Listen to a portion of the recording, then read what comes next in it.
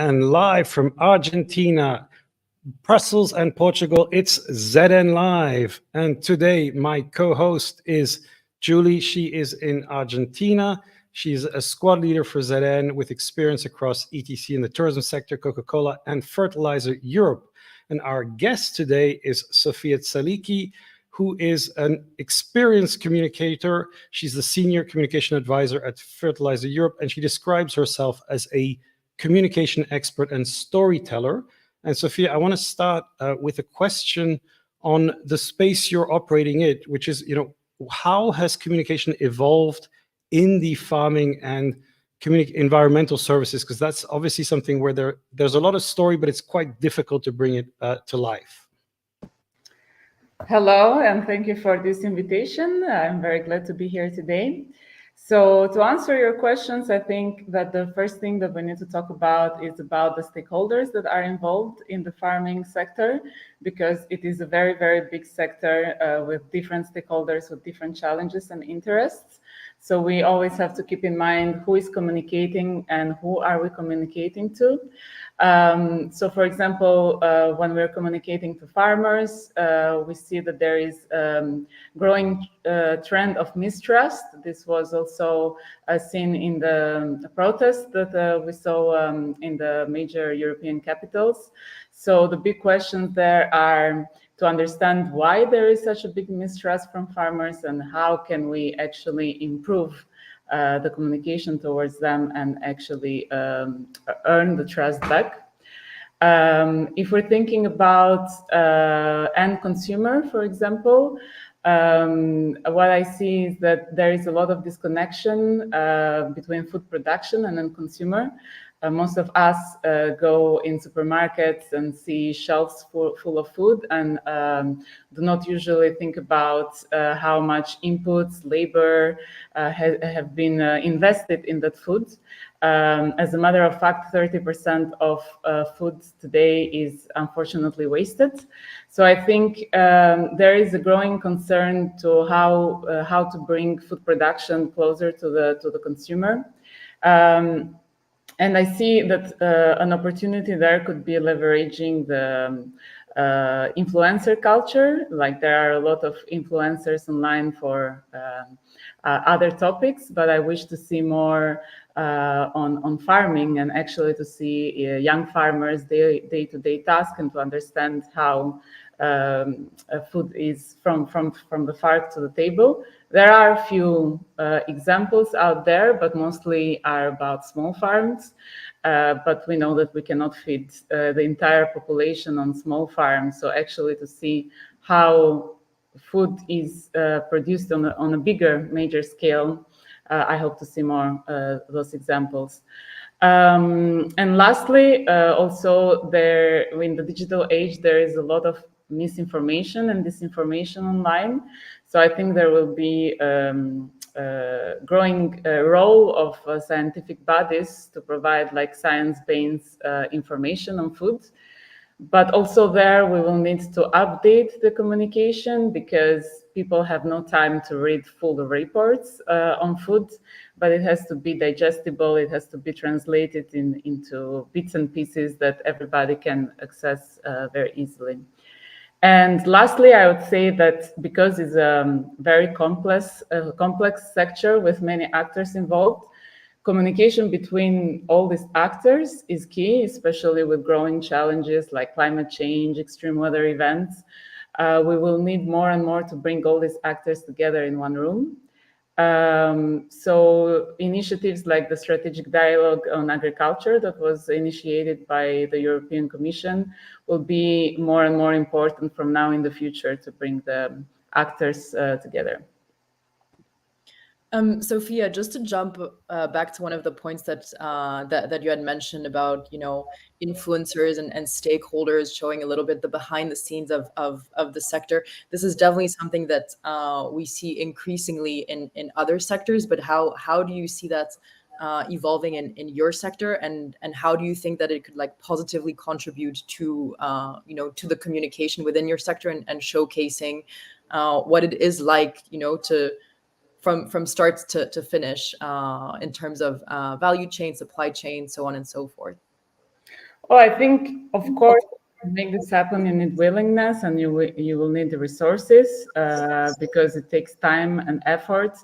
So, for example, I give the example of farmers. So already they have a lot of tasks they have to do during the day. So it's always a question: do they have the time and resources, or will governments or initiatives provide this time and resources to actually bring this influencing? Because most of the, let's say, other type of influencers online, they are there because they have a benefit out of it, right? So how can we make this beneficial also in the agri-food sector so that people do it more and more? Yeah, I want to come back to a question when you mentioned about misinformation. We recently the farmers' protest, which was an incredibly charged issue. I mean, people were highly emotional, and actually, you had a lot of political parties kind of taking sides, but not always clearly aligned with the underlying issues. Now, when you have a very, very kind of controversial topic, it's very hard for people to kind of read the information and really analyze the background. So, what do you think communicators need to do to combat misinformation and to help when the issues are very, very complicated and very, very emotive, to help people understand the facts and the stories behind the headlines? Well, I think one of the major reasons of this protest is that farmers are feeling a lot of regulatory burdens on their shoulders, and that these burdens are not equally distributed in the supply chain of agriculture. And usually these decisions are taken at EU level, and there is a gap of information between EU and then going all the way to the farmers. Again, I think it's important to translate this information, which we read every day in very big legislative documents, but how can we translate this information that real people at home can understand and can understand the consequences of these decisions, and not just being faced with change of legislation and more bureaucracy that they need to face. So I think it's somehow understandable that farmers are feeling frustrated, but we need to find ways on how to communicate, because we do have all a common goal to advance sustainability in agriculture. There is no doubt about that. But how can we make sure that everybody is playing their part, and it's a shared effort?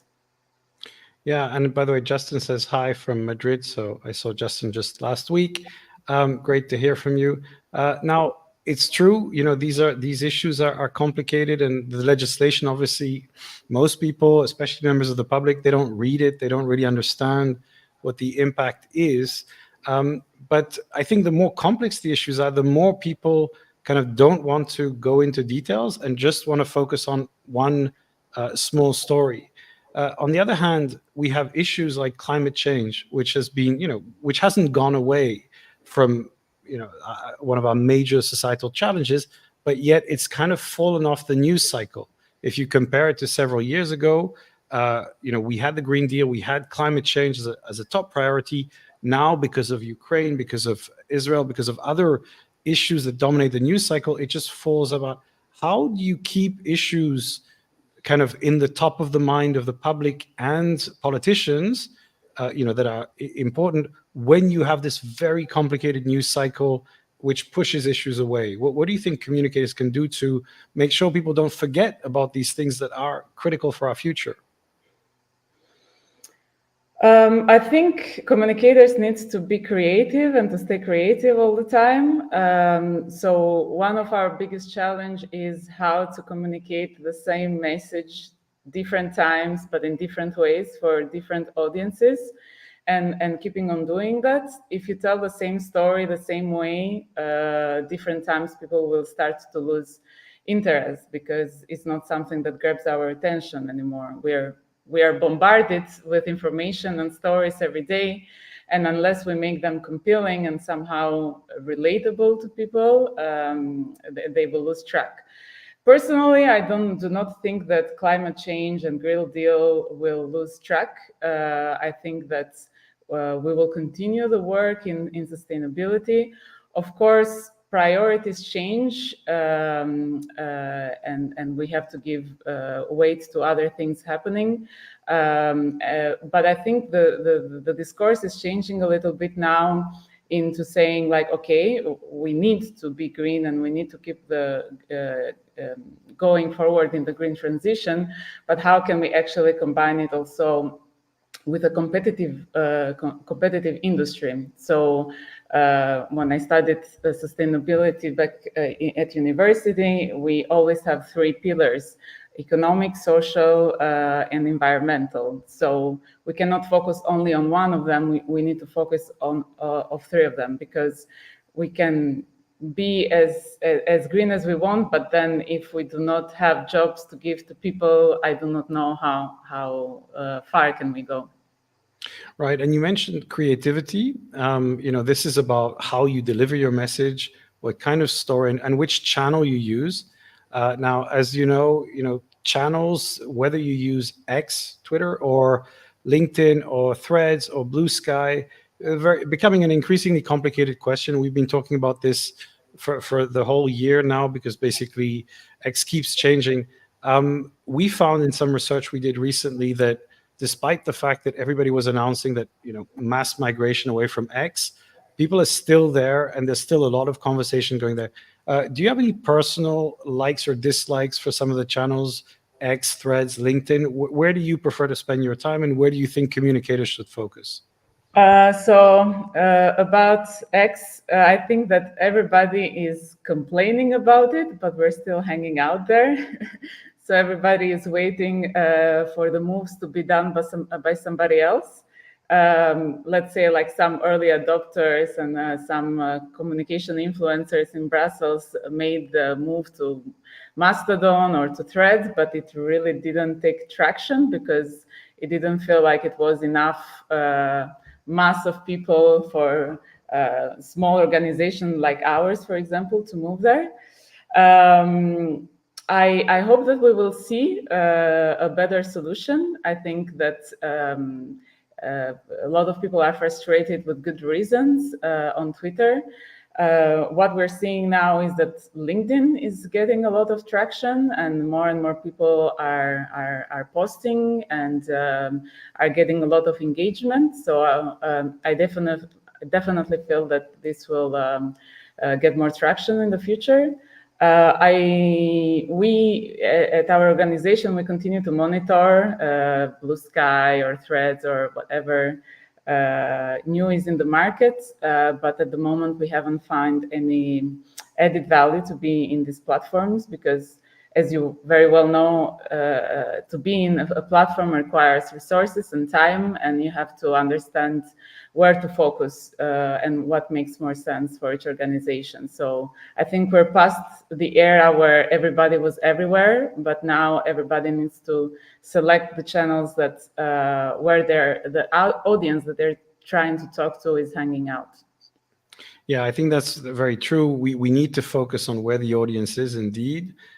There is a little bit of movement, but not as much as, if you read the stories people announce. And I think X is still where the conversation is. There's a little bit of conversation on Threads, on Mastodon, on Blue Sky, but none of them are taking a kind of core position. And I think LinkedIn is very good for your ecosystem and for your network. A little bit more challenging to reach policy and journalists because they're not quite there, at least from what we're observing. But I think, as you said, we need to, you need to be selective of where to put the resources. But with the elections coming up, I think there could be still potentially a lot of change, because people are going to be trying a lot of communication in different platforms. In fact, we're seeing that MEPs have been doing the biggest migration towards Threads. They have actually been trying because obviously they often have an Instagram presence. So for them, it's a continuation. So again, that might trigger more movement there, but who knows? Coming back to the what people need to focus on, when you meet people who start their career today in communication, what is your advice to them? What would you tell somebody who's just starting their career? Well, I would say, first of all, know your strengths. So as a new person starting in an organization nowadays, you are most probably much more tech savvy of your future colleagues, and that's a strength that you can bring to the organization, knowing all the digital tools which are very important in communication, but staying humble because you cannot expect to be the last one entering an organization and to kind of revolutionize change completely the culture that has been going on for a very long time.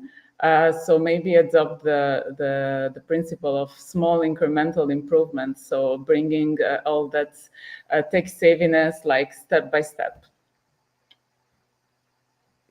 Absolutely. So it's really about constant learning and being able to adapt yourself to new changes in the environment. From your perspective, what do you think, kind of what are the biggest challenges that organizations like yours and other comparable ones are facing in today's environment, in the EU, with the election coming up, with misinformation? Where would you say that the biggest challenge, or some of the biggest challenges, lie?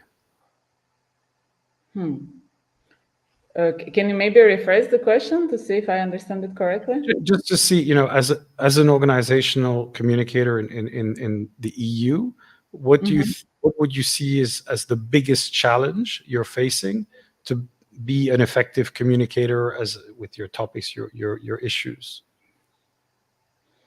Well, I would say, again, I would link this with disinformation in general, because nowadays the access to post any kind of article online is open to everybody.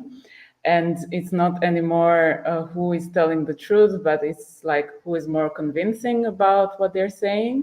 So there is a lot of circulation of myths, for example, in our case, about fertilizers and their use. So I would say, like, being aware of all the conversations that are happening and being able to adapt and counteract misinformation when it's out there. Very good. So being aware, being able to counteract and understand the source of these stories to be able to find the best adapted approach. Okay, so now it's time for our recommendations. All right. Sorry, we just had the jingle. So Sofia, what are your recommendations? I know you had several, so very interested to hear. What do you recommend to people to watch, read, listen to? Yes, so I love reading books. There is a little bit of echo. So I have several ones that I would like to recommend. The first one is related also to what I was saying before, incremental changes, incremental improvements, and it's called Atomic Habits. It's a bestseller book, and it talks about how what systems you can put in place to create good habits or to not do anymore the bad ones. And I find it extremely useful both in my personal and professional career. For example, you were talking about new communicators coming. So for example, if you have the objective to have a social media post every day, how do you actually make it happen? Maybe you have an Excel sheet open on your desktop as the first thing in the morning, and you write down all the ideas that come to your mind. So how to make it as easy as possible to put on a new habit. Then the second book is called The Little Book of Talent from Daniel Coyle. And it's a great book because it explains how talent is not something innate, but it's something that is built through time, and also it explains little tricks and systems on how you can perfect yourself every day and how can you be the best in class in specific areas that you'd like to improve. And when it comes to podcasts, I really like the podcast Dare to Lead from Brené Brown. I first saw her talk on vulnerability, her famous TED talk. And this is very also relatable to organizations and to leadership. And she talks about how to embrace failure, which I think is a very important thing, especially when we're talking about leadership and creativity. There is no creativity without failure, so we need to know how to deal with it.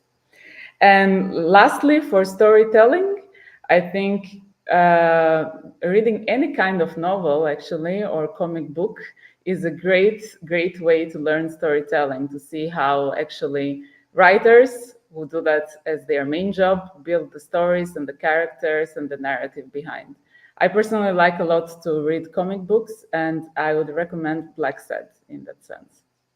Excellent. And you're in Brussels, the capital of comic books, at least with the abundance of them.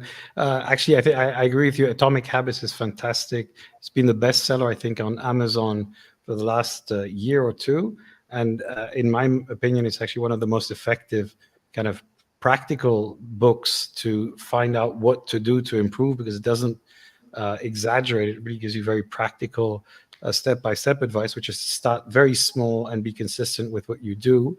And I also liked your insight on the talent, the idea that talent is something that can be developed. There's a very nice book from Adam Grant called Hidden Potential. It's also, I think we recommended it before, but it links to the story of talent.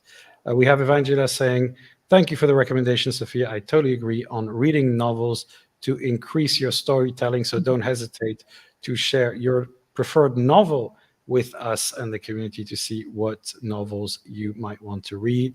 I would recommend War and Peace if you want to talk about a big picture historical story that is a very deep read. So, Julie, what about you? What is your recommendation?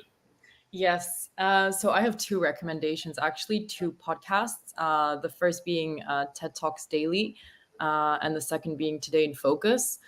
So they're both two podcasts that usually the episodes are not super long, somewhere between 10, 15, maximum 30 minutes, which I think is very good in this day and age when we're all very busy and you don't necessarily have an hour and a half, or 2 hours to spend listening to something or learning about something new.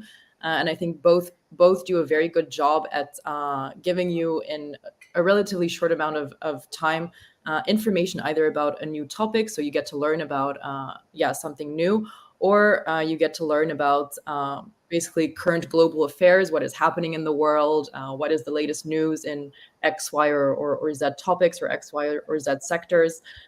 So I think both very, very good also at just, piercing through misinformation and really like putting forward the facts of what is happening in the world today. So those are my two recommendations.